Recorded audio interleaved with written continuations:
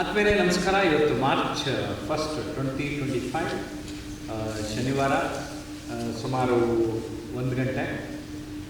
ನಾನು ಇದಕ್ಕಿಂತ ಮುಂಚೆ ನುಡಿಗನ್ನಡಿ ಪುಸ್ತಕವನ್ನು ಎಲ್ಲರಿಗೂ ನೀಡಿ ಆ ನುಡಿಗನ್ನಡಿ ಪುಸ್ತಕದ 5 ಚಾಪ್ಟರ್ಗಳನ್ನು ಓದಿ ಅಂತ ಸಮಯ ಕೊಟ್ಟಿದ್ದೆ, ಒಂದು ಅರ್ಧ ತಾಸು. ಆ ಓದಿ ಆದ ಮೇಲೆ ಅವರ ಅನುಭವವನ್ನು ಹಂಚಿಕೊಳ್ಳೋದಕ್ಕೆ ಕೇಳ್ತಾ ಇದ್ದೇನೆ. ಓಕೆ, ಎಸ್ ಸರ್, ಶುರು ಮಾಡಿ, ಆರಂಭ ಮಾಡಿ. 25 ನಿಮಿಷಗಳವರೆಗೆ ಪುಸ್ತಕವು ಓದಿದ ಅನುಭವ ಹೇಳಬೇಕಂದ್ರೆ ಹಿಂದಿನ ಶಾಲಾ ದಿನಗಳ ನೆನಪಾಯಿತು ನಮಗೆ. ಸುಮಾರು 25 ವರ್ಷಗಳಿಂದ ಸರಿಯಾಗಿ ಈ ರೀತಿಯಾಗಿ ಪುಸ್ತಕ ಓದುವ ಅನುಭವ ವಾಪಸ್ ಬಂದಿರಲಿಲ್ಲ ನಮಗೆ.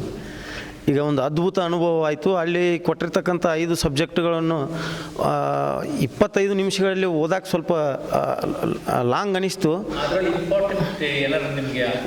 ಕೆಲವೊಂದು ಹಲವಾರು ವಿಷಯಗಳು, ಎಲ್ಲ ವಿಷಯಗಳೂ ಅದರಲ್ಲಿ ಇಷ್ಟ ಆದವು. ಪರವಾಗಿಲ್ಲ, ಗುಡ್ ಥಿಂಕ್ ಅನ್ನಿಸ್ತು. ನನ್ನ ಹೆಸರು ಹರಿಪ್ರಸಾದ್ ಅಂತ.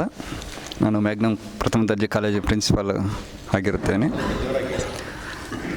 ಈ ನುಡಿಗನ್ನಡಿ ಪುಸ್ತಕವನ್ನು ಒಂದು ಅರ್ಧ ಗಂಟೆಯ ಕಾಲ ಓದಿದಂಥ ಸಂದರ್ಭದಲ್ಲಿ ನಾನು ಆಗಲೇ ಹೇಳ್ಕೊಂಡು ಬಂದಿದ್ದೆ. ಈ ನಮ್ಮ ಕನ್ನಡದ ಭಗವದ್ಗೀತೆ ಅಂತ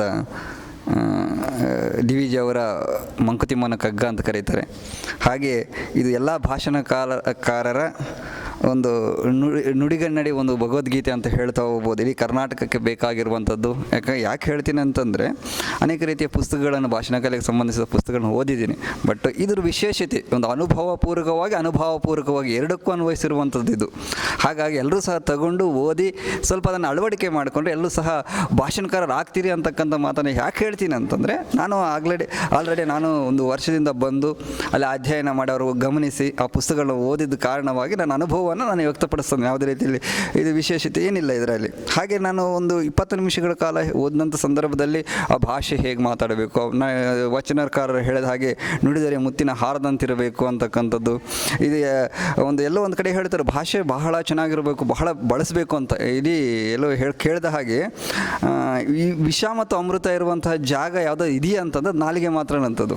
ಆ ನಾಲಿಗೆಯನ್ನು ಬಹಳ ಸೂಕ್ಷ್ಮವಾಗಿ ಬಳಸಬೇಕು, ಬಹಳ ಗ್ರಹಿಕೆಯಿಂದ ಬಳಸಬೇಕು ಅಂತಕ್ಕಂಥದ್ದನ್ನು ಆ ಒಂದು ಪುಸ್ತಕ ಓದಿದ ಗ್ರಹಿಕೆ ತಿಳ್ಕೊಂಬಿಟ್ಟೆ. ಮತ್ತು ಧ್ವನಿ ಏರಿಳಿತ ಹೇಗೆ ಮಾತಾಡಬೇಕು, ಯಾವ ರೀತಿಯಲ್ಲಿ ಏರಿಸಿ ಮಾತಾಡಬೇಕು, ಯಾವ ಇಳಿಕೆ ಇರಬೇಕು, ಎಲ್ಲಿ ಒತ್ತಿರಬೇಕು, ಯಾವ ರೀತಿ ಬಳಕೆ ಮಾಡಬೇಕು, ಪದಗಳ ನಡುವೆ ಗ್ಯಾಪ್ ಹೇಗಿರಬೇಕು, ಆ ಧ್ವನಿ ಅಂತಕ್ಕಂಥದ್ದು ಬಹಳ ವಿಶೇಷವಾಗಿರಬೇಕಾಗುತ್ತೆ. ನಾವು ಬಬ್ರುವಾಹನ ಫಿಲಮ್ ನೋಡಿದಂಥ ಸಂದರ್ಭದಲ್ಲಿ ಅರ್ಜುನ ಮತ್ತು ಬಬ್ರುವಾಹನ ಎರಡೂ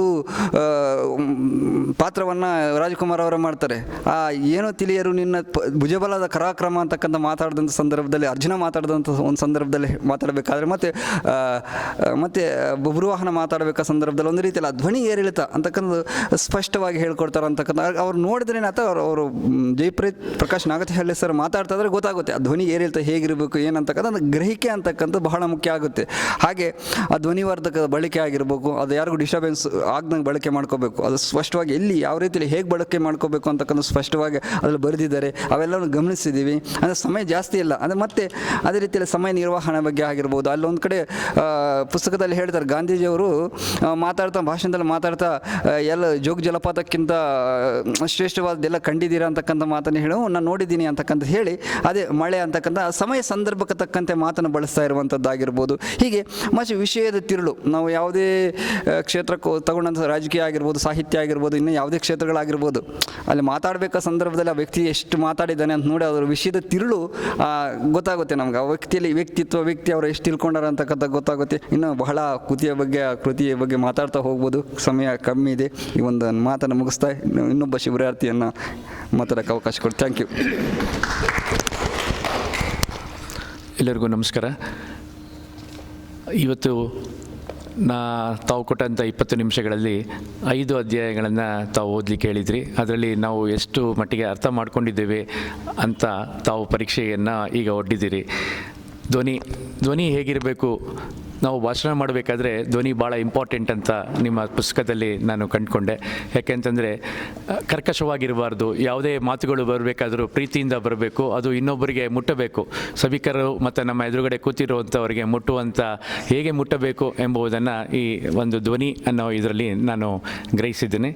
ಮತ್ತು ಶಾರೀರಿಕ ಭಾಷೆ, ಆ ಶಾರೀರಿಕ ಭಾಷೆ ನಾವು ಡ್ಯಾನ್ಸ್ನಲ್ಲಿ ನಿಂತ್ಕೊಂಡಾಗ ಯಾವ ರೀತಿ ನಾವು ನಮ್ಮ ಹಾವಭಾವಗಳನ್ನು ವ್ಯಕ್ತಪಡಿಸಬೇಕು, ಯಾವ ರೀತಿ ನಾವು ಅವರಿಗೆ ಮನಸ್ಸಿಗೆ ನಾಟುವಂತೆ ನಮ್ಮ ಭಾಷಣ ಅವರಿಗೆ ನೇರವಾಗಿ ಮುಟ್ಟುವುದಕ್ಕೆ ಮುಖ್ಯ ಕಾರಣ ಶಾರೀರಿಕ ಭಾಷೆಯು ಕೂಡ ಅತಿ ಮುಖ್ಯ ಎಂಬುದನ್ನು ನಾನು ಇಲ್ಲಿ ತಿಳಿದೆ. ಮತ್ತು ಭಾಷಣ ಮಾಡುವಾಗ ಅದರ ತಿರುಳು ಏನು ಎಂಬುದನ್ನು ನಾವು ಮೊದಲೇ ತಿಳಿದುಕೊಂಡಿರಬೇಕು. ಏಕೆಂತಂದರೆ ತಿರುಳಿಲ್ಲದೆ ನಾವು ಬೇರೆ ಏನನ್ನು ಯಾರಿಗೂ ಸಂದೇಶವನ್ನು ಸರಿಯಾಗಿ ಮುಟ್ಟಿಸ್ಲಿಕ್ಕಾಗೋದಿಲ್ಲ. ಹಾಗಾಗಿ ಭಾಷಣಕ್ಕೆ ಮುಂಚೆ ಸಿದ್ಧತೆಗಳನ್ನು ಮಾಡಿಕೊಳ್ಬೇಕು. ಸಿದ್ಧತೆಗಳನ್ನು ಮಾಡಿಕೊಂಡಾಗ ಅದರ ತಿರುಳನ್ನು ನಾವು ಅತ್ಯಂತ ಮುಖ್ಯವಾಗಿ ಗ್ರಹಿಸಿ ಅದಕ್ಕೆ ಸಂಬಂಧಪಟ್ಟ ಹಾಗೆ ಮಾತಾಡಬೇಕು ಹೊರತು ಬೇರೆ ಬೇರೆ ಇದನ್ನೆಲ್ಲ ಸೇರಿಸಿಕೊಂಡು ಆಭಾಸವಾಗುವಂಥ ರೀತಿಯಲ್ಲಿ ಆಗಬಾರ್ದು ಅಂತೇಳಿ ಈ ಪುಸ್ತಕದಲ್ಲಿ ನಾನು ಅತಿ ವೇಗವಾಗಿ ಓದುವಾಗ ಸ್ವಲ್ಪ ಅರ್ಥ ಮಾಡ್ಕೊಂಡಿದ್ದೇನೆ. ಇದು ನನ್ನ ಮೊದಲನೇ ಪುಸ್ತಕ ಓದ್ತಾ ಇದ್ದೇನೆ. ನಿಮ್ಮ 13 ಪುಸ್ತಕಗಳನ್ನು ಓದಿದರೆ ನಾನು ನಿಮ್ಮಷ್ಟು ಪರಿಗಣಿತನ ಆಗದಿದ್ದರೂ ನಿಮ್ಮ ಹತ್ತತ್ರ ನಾನು ನಿಮ್ಮ ನೆರಳನ್ನು ನೋಡುವಷ್ಟಾದರೂ ಆಗಬಹುದು ಅಂತ ನಾನು ಎನಿಸಿದ್ದೀನಿ sir. Thank you much. Thank you sir. ಎಲ್ಲರಿಗೂ ನಮಸ್ಕಾರ. ಫಸ್ಟ್ ಪುಸ್ತಕ ಓದೋಕ್ಕೆ ಕೊಟ್ಟಾಗ ಪುಸ್ತಕ ತೊಗೊಂಡು ಓದ್ಬೇಕಾದ್ರೆ ನಿದ್ದೆ ಸ್ಟಾರ್ಟ್ ಆಯಿತು. ಸೊ ಇದು ಮತ್ತೆ ನಮಗೆ ಹಳೆ ನೆನಪು ಬಂತು, ಇದು ಪುಸ್ತಕ ಓದೋದು ಏನಪ್ಪ ಅಂತ. ಆಮೇಲೆ ಎಲ್ಲರೂ ನೋಡಿದ ಮೇಲೆ ಓದ್ತಾ ಇದ್ದಾರಲ್ಲ, ನಾನು ಓದಬೇಕಂತ ಓದೋಕ್ಕೆ ಸ್ಟಾರ್ಟ್ ಮಾಡಿದ ಮೇಲೆ ಆಮೇಲೆ ಸಾರ್ ಕರೆದ್ರೆ ಎದ್ದು ಬರೋಕ್ಕೆ ಮನಸ್ಸಿಲ್ಲ, ಮತ್ತೆ ಓದಬೇಕು ಅಂತ ಹಂಗೆ ಸ್ಟಾರ್ಟ್ ಆಯಿತು. ಸೊ ಪುಸ್ತಕ ಓದ್ತಾ ಇದ್ದರೆ ಅದರಲ್ಲಿ ನಾವು ಸಾರು ಇದರಲ್ಲಿ ಬರೆದಿರುವಂಥದ್ದನ್ನು ಪದ ಬಳಕೆಗಳನ್ನು ನಾವು ಎಷ್ಟು ಪದಗಳನ್ನು ನಾವು ಜೋಡಿಸ್ಕೊಂತೀವೋ ಅಷ್ಟು ಚೆನ್ನಾಗಿ ಮಾತಾಡ್ಬೋದು ಅನ್ನೋದನ್ನು ಈ ಪುಸ್ತಕದಲ್ಲಿ ಹೇಳಿದ್ದಾರೆ. ಆಮೇಲೆ ಇದರ ಮಹತ್ವ, ಓದೋದನ್ನೊಂದು ಕಲಿಯೋದನ್ನು ಹೆಂಗೆ ಅನ್ನೋದನ್ನು ಸಾಕ್ರಟಿಸು ತಾನು ಇನ್ನೇನು ಸಾಯಬೇಕು ಅಂತ ಟೈಮಲ್ಲಿ ಕೂಡ ಕೊಳಲು ಒಂದು ಕೇಳಿಸ್ತೈತೆ. ಅದನ್ನ ನೋಡಿಬಿಟ್ಟು ನಾನು ಅದನ್ನು ಕಲಿಬೇಕು ಅಂತ ಹೇಳ್ತಾನೆ. ಸೊ ಕಲಿಯುವ ಹಂಬಲ ಅಂಬೋದು ಯಾವ ರೀತಿ ಬರಬೇಕು ಅನ್ನೋದಕ್ಕೆ ನಮ್ಮಲ್ಲಿ ನಾವು ಆ್ಯಕ್ಟಿವೇಶನ್ ಆಗೋದಕ್ಕೆ ಒಂದು ಪ್ರತಿಬಿಂಬವಾಗಿರೋದು ಪುಸ್ತಕ ಅಂತ ಹೇಳೋಕ್ಕೆ ಇಷ್ಟಪಡ್ತೀನಿ. ಅಂಥ ಎಚ್ಚರಿಕೆ ಗಂಟೆ ನಮ್ಗೆ ಈ ಸಮಯದಲ್ಲಿ ನೀವು ಮತ್ತೆ ನಮ್ಮನ್ನು ಒಬ್ಬ ಸ್ಟೂಡೆಂಟಾಗಿ ನಮ್ಮನ್ನು ಓದಿಸೋ ಒಂದು ಕಡೆ ನಮ್ಮನ್ನು ಕರೆದೊಯ್ಯೋದಕ್ಕೆ, ಹಾಗೆ ಎಲ್ಲ ಶಿವರಾತ್ರಿ ಜೊತೆಗೆ ಇದನ್ನು ಹಂಚ್ಕೊಳ್ಳೋದಕ್ಕೂ ನನಗೆ ಇಷ್ಟ ಆಗುತ್ತೆ ಅಂತ ಹೇಳೋಕ್ಕೆ ಇಷ್ಟಪಡ್ತೀನಿ. Thank you sir. ನನ್ನ ಹೆಸರು ಯಮನೂರು ಮೂಲಂಗಿ ಅಂಥೇಳಿ, ನಾನು ಜಮಖಂಡಿ ತಾಲೂಕಿನಿಂದ ಬಂದಿದ್ದೀನಿ. ನಾನು ಇಲ್ಲಿ ಪುಸ್ತಕ ಅಂದರೆ ಜಯಪ್ರಕಾಶ್ ನಾಗತಿಹಳ್ಳಿ ಸರು ಒಂದು ಹೆಸರು ಮಾತ್ರ ಗೊತ್ತಿತ್ತು, ಅವ್ರ ಬಗ್ಗೆ ನನಗೆ ಅರ್ಥ ಇರಲಿಲ್ಲ. ಆದರೆ ನಾನು ಅವ್ರ ಪುಸ್ತಕಗಳು ನೋಡಿದಾಗ ಪುಸ್ತಕ ಬಗ್ಗೆ ಎಷ್ಟು ನನ್ನ ಜ್ಞಾನ ಇತ್ತಂದ್ರೆ, ಅದೇನು ಪುಸ್ತಕ ಎಲ್ಲರೂ ಒಂದೊಂದು ಬರೆದಿರ್ತಾರಪ್ಪ, ಎಲ್ಲ ಕಡೆ ಒಬ್ಬೊಬ್ರು ಸಾಹಿತಿಗಳಿರ್ತಾರೋ, ಅವ್ರೊಂದು 100 ಪುಸ್ತಕ ಬರೆದು ಸಾಹಿತಿಗಳನ್ನ ಆಗೋಕ್ಕೂ ಪ್ರಯತ್ನ ಪಟ್ಟಿರ್ತಾರೋ, ಮತ್ತು ಅದಕ್ಕೆ ಯಾಕೆ ನಮ್ಮ ಟೈಮ್ ವೇಸ್ಟ್ ಮಾಡ್ಕೊಳೋ ಅನ್ನುವಂಥ ಭಾವನೆ ನನ್ನ ಕಡೆ ಇತ್ತು. ಆಮೇಲೆ ನಾನು ಈ ತರಬೇತಿ ಬಂದಾಗ ಸರ್ ಅವರ ಒಂದು ಇಲ್ಲಿರ್ತಕ್ಕಂಥ ಕೋಚಿಂಗನ್ನು ಅನುಭವಿಸಕ್ಕತ್ನಿ. ಅದರಲ್ಲಿ ನನಗನ್ಸಿದ್ದು, ಸರ್ ಇವೆಲ್ಲ ಆ್ಯಕ್ಟಿವಿಟೀಸ್ ಮಾಡಿಸ್ತಿದ್ದಾರೆ, ನೇರವಾಗಿ ವಿಷಯಕ್ಕೆ ಬರೋವಲ್ರು. ನಮ್ಮ ರಾಜಕಾರಣಿಗಳಿಗೆ ಭಾಷಣ ಕಲಿಸುವಂಥ ವಿಷಯಕ್ಕೆ ಯಾವ ರೀತಿ ಸ್ವಾಗತ ಮಾಡಬೇಕು, ಯಾವ ರೀತಿ ನಿರೂಪಣೆ ಮಾಡಬೇಕು, ಏನು ಹೇಳಬೇಕು, ಸ್ಟೋರಿ ಹೆಂಗೆ ರೆಡಿ ಮಾಡ್ಕೋಬೇಕು ಅನ್ನುವಂಥ ವಿಚಾರಗಳನ್ನ ಸರ್ ಜಲ್ದಿ ಹೇಳ್ತಾರೆ ಅಂತೇಳಿ ಆಸಕ್ತಿಲೇನೆ ಬಂದಿದ್ನಿ. ಆಮೇಲೆ ನನಗೇನಾಯಿತು, ಅದಕ್ಕಿಂತನೂ ಆಸಕ್ತಿಯಾಗಿದ್ದ ವಿಷಯ ಅಂದ್ರೆ, ನಾವು ಬುಕ್ ಓದಿ ಒಂದು ಸ್ಟೋರಿ ರೆಡಿ ಮಾಡ್ಕೊಂಡು ಆ ಸ್ಟೋರಿನ ಹೇಳ್ತೀವಿ ನಾವು ಭಾಷಣದ ರೂಪದಲ್ಲಿ. ಅದು ಆ ಒಂದು ಜಾಗಕ್ಕೆ ಸೀಮಿತ ಆಗ್ತದೆ, ಆ ಸ್ಟೋರಿಗೆ ಅನುಗುಣವಾಗಿ. ಆದರೆ ಇಲ್ಲಿ ಕಳಿಸಿದಂಥ ತರಬೇತಿ ವಿಭಿನ್ನವಾಗಿತ್ತು. ಅಲ್ಲೇ ಕೂತು ಆ ಪ್ರದೇಶದಲ್ಲಿ ಒಂದು 5-10 ನಿಮಿಷದಲ್ಲಿ ಒಂದು 2-3 ವರ್ಡ್ಸ್ ಒಳಗೆ ಭಾಷಣವನ್ನು 5 ನಿಮಿಷಗಳವರೆಗೂ ಮಾಡಬಹುದು. ಮತ್ತು ಸ್ಟೇಜ್ ಮೇಲೆ ಹೋದಾಗ ಯಾವ ರೀತಿ ಧೈರ್ಯ ತೊಗೋಬೇಕು, ನೀ ಹಿಂಗೆ ಧೈರ್ಯ ತಗೋ ಅನ್ನೋಂಥದ್ದನ್ನ ಹೇಳಿಕೊಟ್ಟಿಲ್ಲ ರೀ ಅವರು. ಆಟೋಮೆಟಿಕ್ಕಾಗಿ ಅವ್ರು ಹೇಳುವಂಥ ಟೀಚ್ಲಿ ನಮ್ಗೆ ಆಟೋಮೆಟಿಕ್ಕಾಗಿ ಧೈರ್ಯ ಬಂತದು. ಈ ರೀತಿ ನನ್ನ ಅನುಭವ ವ್ಯಕ್ತಪಡಿಸ್ತೀನಿ. ಎಲ್ಲರಿಗೂ ನಮಸ್ಕಾರ. ನನ್ನ ಹೆಸರು ಮಂಜುನಾಥ್, ನಾನು ಶಾಂತಿನಗರ ನಿವಾಸಿ. ಇವತ್ತು ನಮ್ಮ ಜಯಪ್ರಕಾಶ್ ನಾಗತಿಹಳ್ಳಿ ಸರ್ ಕೊಟ್ಟಂಥ ಟಾರ್ಗೆಟ್ ನಮಗೆ ಒಂದು ನುಡಿಗನ್ನಡಿ ಪುಸ್ತಕ ಓದಿ ಅದ್ರ ಬಗ್ಗೆ ನಿಮ್ಮ ಅನಿಸಿಕೆ ಹೇಳಿ ಅಂತ. ಈಗ ನಾವು ಕೂಡ ರಾಜಕೀಯ ರಂಗದಲ್ಲಿರೋದ್ರಿಂದ ಈ ಭಾಷಣ ಮಾಡೋದಕ್ಕೆ ಈ ಕೆಲವು ಹಿರಿಯ ರಾಜಕಾರಣಿಗಳು ಬಳಸುವಂಥ ಮಾತು, ಆ ಶಬ್ದಗಳು ಎಲ್ಲಿ ಸಿಗತ್ತೆ ಅಂತ ಹೇಳಿ ಹುಡುಕಾಡ್ತಿದ್ವಿ. ಆ ಶಬ್ದಗಳು ನಾವು ಕೂಡ ಬಳಕೆ ಮಾಡಬೇಕು ಅಂದರೆ ನಮ್ಮ ನುಡಿಗನ್ನಡಿ ಪುಸ್ತಕದ ಒಂದು ಬಾರಿ ಎಲ್ಲರೂ ಕೂಡ ಓದಿದ್ರೆ ಎಲ್ರಿಗೂ ಕೂಡ ತುಂಬಾ ಸಹಾಯ ಆಗುತ್ತೆ. ಆಮೇಲೆ ಅಲ್ಲಿರುವಂಥ ಆ ಶಬ್ದಗಳು ನಾವು ಈಗ ಸಾಮಾನ್ಯವಾಗಿ ಮಾತನಾಡೋರು ನಮಗೆ ಎಲ್ಲೂ ಸಿಗೋದಿಲ್ಲ ಆ ಶಬ್ದ. ಉದಾಹರಣೆಗೆ ಅರ್ಥಗರ್ಭಿತ, ಈಗ ನಾವು ಎಲ್ಲೂ ಕೂಡ ಪದನ ಬಳಸಲ್ಲ. ಹಾಗೆ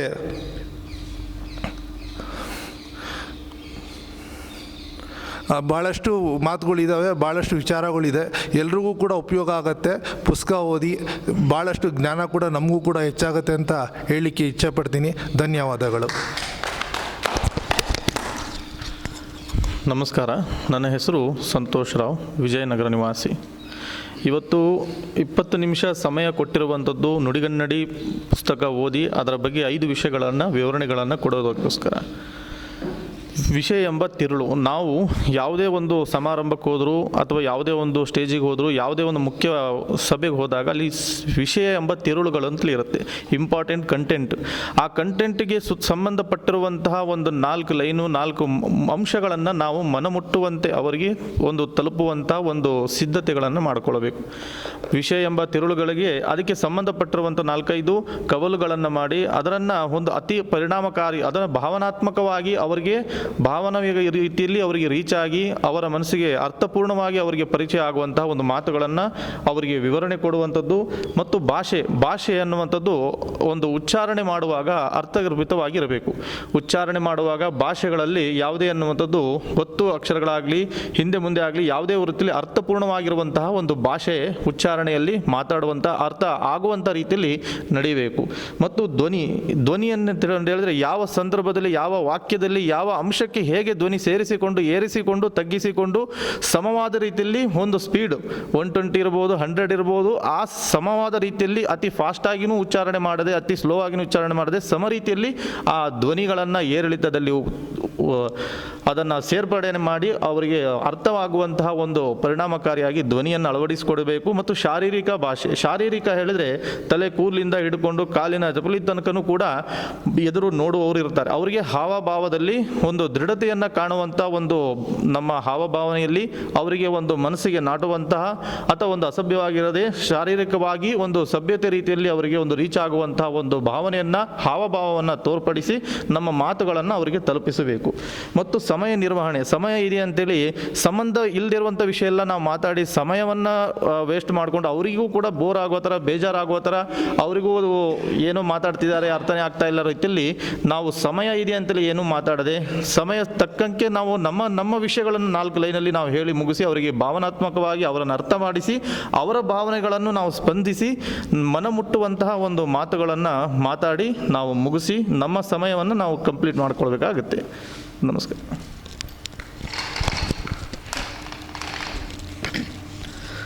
ಎಲ್ರಿಗೂ ನಮಸ್ಕಾರ. ನನ್ನ ಹೆಸರು ಪುನೀತ್ ಶಂಕರ್ ಅಂತ. ಸರ್ ಇವತ್ತೊಂದು ಆ್ಯಕ್ಟಿವಿಟಿ ಕೊಟ್ಟಿದ್ದರು ನಮಗೆ 20 ನಿಮಿಷದಲ್ಲಿ ನುಡಿಗನ್ನಡಿ ಅಂತ ಬುಕ್ಕಲ್ಲಿ 5 ಟಾಪಿಕ್ಕು ನಮಗೆ ಉತ್ತಮ ಭಾಷಣಕಾರರಾಗಲು ಪ್ರಮುಖವಾದ 5 ಟಾಪಿಕ್ಕು: ವಿಷಯ, ಭಾಷೆ, ಧ್ವನಿ, ಶಾರೀರಿಕ ಭಾಷೆ ಮತ್ತು ಸಮಯ ನಿರ್ವಹಣೆ. ಈ 5 ಅಂಶಗಳಲ್ಲಿ ಒಬ್ಬರು ಚೆನ್ನಾಗಿ ತಿಳ್ಕೊಂಡಿದ್ರೆ ಉತ್ತಮ ಭಾಷಣಕಾರರಾಗಲು ಒಂದು ಅನುಕೂಲ ಆಗುತ್ತೆ. ವಿಷಯ ಬಗ್ಗೆ ಹೇಳೋದಾದರೆ, ಜ್ಞಾನ ಎಂಬುದು ವಸ್ತುವಿನ ಭಂಡಾರ. ನಾವು ಜ್ಞಾನ ಎಷ್ಟು ತಿಳ್ಕೊಳ್ತೀವೋ ಅಷ್ಟು ಒಳ್ಳೆಯದು. ಸಾಕ್ರೆಟಿಸ್ ತಾನು ಜೈಲಲ್ಲಿ ಇರ್ಬೇಕಾದ್ರೆ ಇನ್ನೇನು ಕೊನೆಯ ಕ್ಷಣಗಳಲ್ಲಿ ಪಕ್ಕದ ರೂಮನ್ನು ಕೊಳಲು ಬಾರಿಸ್ಬೇಕಾದ್ರೆ ಅದನ್ನು ನಾನು ಕಲಿಬೇಕು ಅಂತ ಹೇಳ್ತಾನಂತೆ. ಇನ್ನೇ ನೀನು ಸಾಯ್ತೀಯ, ಯಾಕಪ್ಪ ಈ ಕೊಳಲು ಕಲಿತೀಯ ಈಗ ಅಂತ ಕೇಳಿದಕ್ಕೆ, ನಾನು ಸಾಯೋಕ್ಕೂ ಮುಂಚೆ ಅದನ್ನು ಕಲಿತೆ ಅನ್ನೋದು ಒಂದು ಸ್ಯಾಟಿಸ್ಫ್ಯಾಕ್ಷನ್ ನನಗಿರುತ್ತೆ ಅಂತ ಹೇಳ್ಬಿಟ್ಟು ಅದನ್ನು ಕಲಿತಾನೆ. ಸೊ ನಾವು ಜೀವನದ ಕೊನೆಯ ಕ್ಷಣದಲ್ಲೂ ಕೂಡ ಕಲಿಯೋದೊಂದು ಇದ್ದೇ ಇರುತ್ತೆ. ನಮ್ಮ ವಯಸ್ಸಿನ ಅಂತರವಿಲ್ಲ ಕಲಿಯುವಿಕೆಗೆ. ನಾವು ಕಲಿತಷ್ಟು ನಮಗೆ ಒಳ್ಳೆ ನಮ್ಮ ಸೆಲ್ಫ್ ಇಂಪ್ರೂವೈಸೇಷನ್ಗೆ ಒಳ್ಳೆ ಇದಾಗುತ್ತೆ. ಭಾಷೆ ನಾವು ಆಡೋ ಭಾಷೆ ಮೇಲೆ ನಮ್ಮನ್ನು ಗುರ್ಸೋವಂಥ ಜನ ಇದ್ದಾರೆ. ಈಗ ನಾವು ಯೂಶ್ವಲಿ ಉತ್ತರ ಕರ್ನಾಟಕ ಭಾಷೆ ಆಡಿದ್ರೆ ಉತ್ತರ ಕರ್ನಾಟಕದವನು ಅಥವಾ ಬೆಂಗಳೂರವರು, ಮಂಗಳೂರವ್ರ ಭಾಷೆ ಸ್ವಲ್ಪ ಡಿಫ್ರೆಂಟ್ ಆಗಿರುತ್ತೆ. ಸೊ ಭಾಷೆ ಕೂಡ ನಮಗೆ ತುಂಬ ಇಂಪಾರ್ಟೆಂಟು, ಯಾವ ರೀತಿ ಆಡ್ತೇವೆ. ಆ್ಯಂಡ್ ಭಾಷೆ ಆಡಲಿಬೇಕಾದ್ರೆ ಸ್ಪಷ್ಟವಾಗಿ ಮಾತಾಡಬೇಕು. ಪದಗಳನ್ನು ಬಳಕೆ, ಪದಗಳನ್ನು ಹೇಗೆ ಬಳಸ್ತೀವಿ ಅದು ಕೇಳುಗರಿಗೆ ಕರೆಕ್ಟಾಗಿ ಸ್ಪಷ್ಟವಾಗಿ ಕೇಳಿಸ್ಬೇಕು. ನಾವು ಅದರಲ್ಲಿ ಭಾಷೆ ಆಡಬೇಕಾದ್ರೆ ಪದಗಳ ಬಳಕೆಯಲ್ಲಿ ಕರೆಕ್ಟಾಗಿ ಯೂಸ್ ಮಾಡಲಿಲ್ಲ ಅಂತ ಅಂದರೆ ಅವ್ರಿಗೆ ಕೇಳಿಸ್ಕೊಳೋರ್ಗೂ ಅದು ಮೃದುವಾಗಿರಲ್ಲ. ಆ್ಯಂಡ್ ನಮ್ಮ ಧ್ವನಿ ತುಂಬ ಪ್ರಾಮುಖ್ಯತೆ ವಹಿಸುತ್ತೆ. ನಾವು ಮಾತನಾಡಬೇಕಾದ್ರೆ ಭಾಷಣಕಾರರಿಗೆ ಎಸ್ಪೆಷಲಿ ಧ್ವನಿ ಏರಿಳಿತ, ನಾವೇನಾದ್ರು ಉಚ್ಚಾರಣೆ ಮಾಡಬೇಕಾದ್ರೆ ಯಾವಾಗ ಧ್ವನಿ ಏರಿಸ್ಬೇಕು, ಯಾವಾಗ ಧ್ವನಿ ಇಳಿಸ್ಬೇಕು ಅನ್ನೋದು ಸ್ಪಷ್ಟವಾಗಿ ತಿಳ್ಕೊಂಡ್ರೆ ಚೆನ್ನಾಗೆ.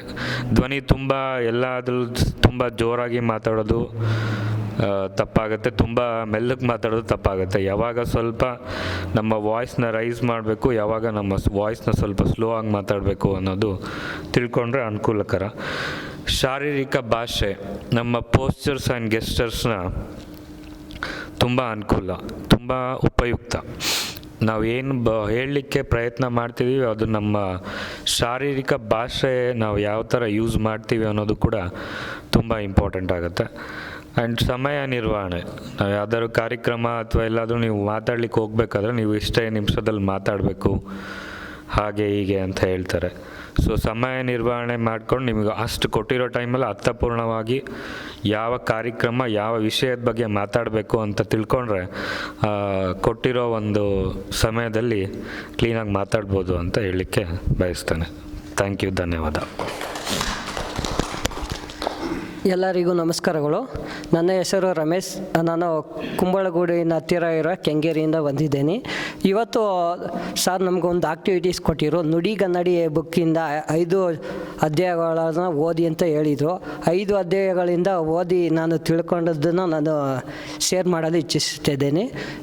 ಒಬ್ಬ ಭಾಷಣಕಾರನಿಗೆ ಮುಖ್ಯವಾಗಿ ಬೇಕಾಗಿದ್ದುದು ಭಾಷೆಯ ಮೇಲೆ ಹಿಡಿತ, ಸೂಕ್ತ ಸಮಯದಲ್ಲಿ ಸೂಕ್ತವಾದ ಪದಗಳ ಬಳಕೆ, ಮಾತಿನಲ್ಲಿ ಸ್ಪಷ್ಟತೆ ಇರಬೇಕು, ಮತ್ತು ಅವರು ಮಾತನಾಡುವಾಗ ಧ್ವನಿ ಇಂಪಾಗಿರಬೇಕು, ಕರ್ಕಶವಾಗಿರಬಾರದು, ಮತ್ತು ಭಾಷಣ ಮಾಡುವಾಗ ಎಳೆಯುತ್ತಾ ಹೋಗಬಾರದು.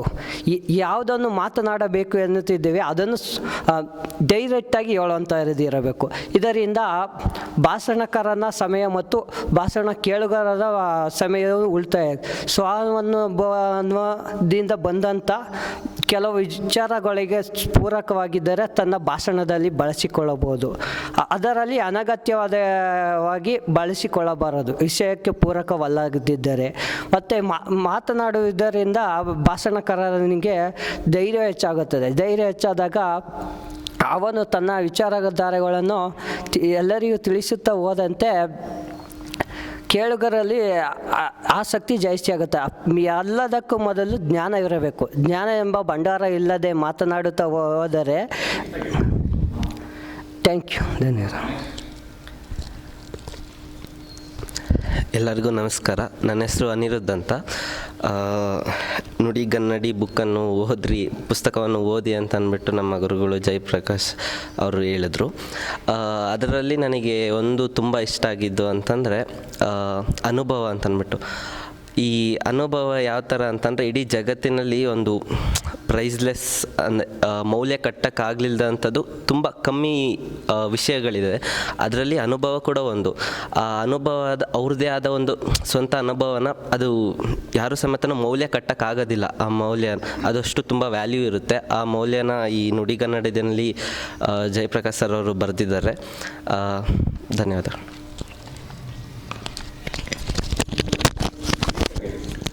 ನಮಸ್ಕಾರ. ನನ್ನ ಹೆಸರು ನಿರಂಜನ್ ಗೌಡ ಅಂತ. ನಾನು ಬೆಂಗಳೂರಲ್ಲೇ ರಿಯಲ್ ಎಸ್ಟೇಟ್ ಉದ್ಯಮ ಮಾಡ್ತಾಯಿದ್ದೀನಿ. ಏನು ಈ ನುಡಿಗನ್ನಡಿ ಬುಕ್ಸು ಇದರಲ್ಲಿ ಒಂದು 5 ಟೈಟ್ಲ್ ಕೊಟ್ಟರು ಸರ್ ಮಾತಾಡ್ರಿ ಅಂತೇಳಿ. ವಿಷಯ ಸಂಗ್ರಹ, ಭಾಷೆ, ಧ್ವನಿ ಮತ್ತು ಶಾರೀರಿಕ ಭಾಷೆ, ಹಾಗೂ ಸಮಯ ನಿರ್ವಹಣೆ ಅಂತೇಳಿ ಈ ಟಾಪಿಕ್ ಬಗ್ಗೆ ಯಾವ ರೀತಿ ಭಾಳ ಉಪಯೋಗ ಆಗುತ್ತಿದ್ದು ಸಾರ್ವಜನಿಕ ಭಾಷಣ ಕಲೆಗೆ. ಇದನ್ನು ಕೊಟ್ಟಾಗ ಎಲ್ಲ ಓದಿ ನಾನು ತಿಳ್ಕೊಂಡಿದ್ದೇನೆಂದರೆ ಈ ಬುಕ್ಸು ಈ ನುಡಿಗನ್ನಡಿ ಅಂತ ಇದೆಯಲ್ಲ, ಇದು ಯಾವ ರೀತಿ ಭಗವದ್ಗೀತೆ ಅಂತೆಲ್ಲ ಪ್ರಸ್ತಾಪ ಮಾಡ್ತಾರೋ ಇದು ಸಾರ್ವಜನಿಕ ಭಾಷಣ ಕಲೆಗೆ ಒಂದು ಭಗವದ್ಗೀತೆ ಅಂತಲೇ ಹೇಳ್ಬೋದು.